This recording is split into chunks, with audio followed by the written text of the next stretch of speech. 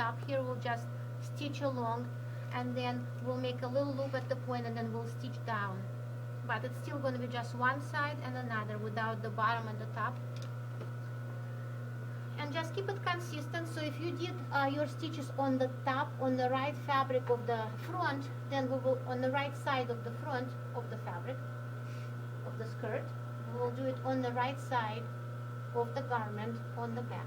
So you will, this way you will keep your serging quality consistent. I don't think it's such a big deal if you flip an error, because it's still inside, and if your serging stitches are not perfectly mirrored as far as quality of stitches is concerned between one side and another, those look more even. Our serger make them slightly different from one side to another. So if you cannot keep them mirrored, then it's not the end of the world, but doing that, trying to keep them mirrored, trains you to watch for the right versus wrong side of the fabric all the time, so you will get in the habit of watching the fabric. Okay, same thing, knife is aligned with the side.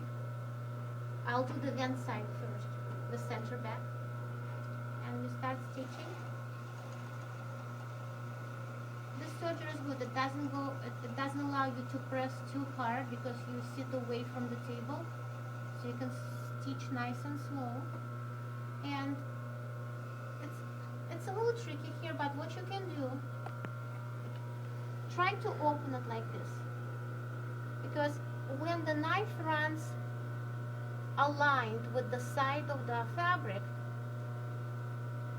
your stitches are not going further than a 1/4 inch into the fabric. So don't be afraid to stitch on the fold or pinch the fabric in any way. Just try to open it and make it straight without pulling it too much. It will help you to make this line up.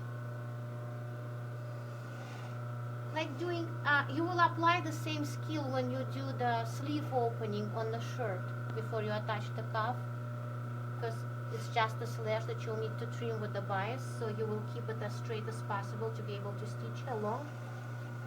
So, see what I'm doing? So basically, that's it. I'll stitch a little further so I can turn around and start from the top again. But look how it looks here. It's slightly off because it's angled, but it sits well enough there, so it's not completely off the fabric.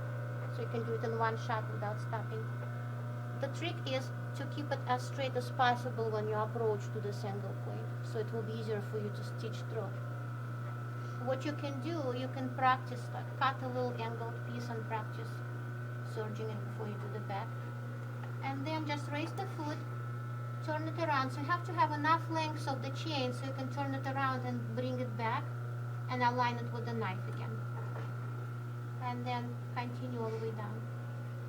So you will end up with a little loop at the top.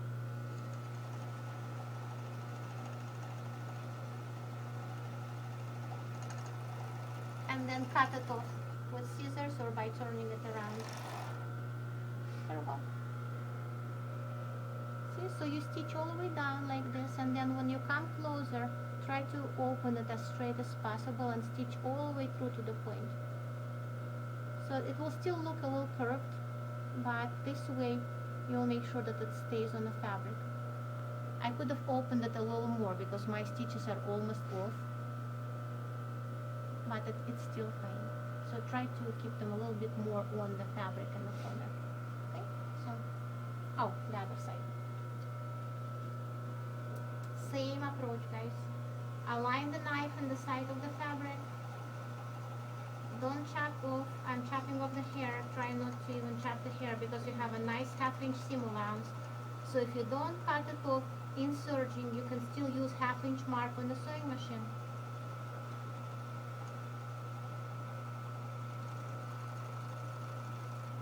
A little thread or two is okay, but basically try not to cut off anything. So one side and another side. And one more time, when you do the back, center back, just stitch all the way down.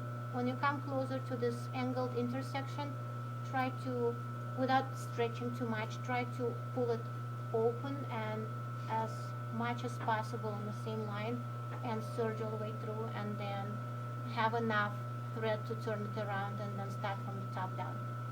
Okay, so that's the back. You can put it around